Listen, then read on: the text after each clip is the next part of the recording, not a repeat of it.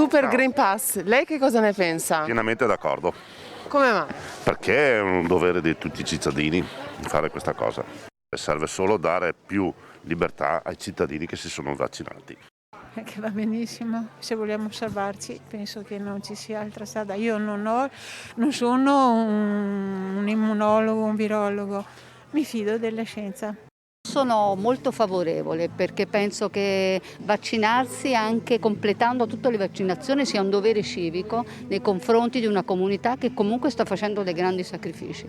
Abbiamo passato una pandemia, ancora ci siamo ed è, penso, un dovere proprio vaccinarsi a tutela nostra e a tutela degli altri. Sono super contraria. Come mai? Mi dica. Io sono una non vaccinata. Quindi lei, la sua vita sarà un po' più ristretta dal 6 dicembre? Morta, tanto prima o poi finirà. Io sono d'accordo, comunque.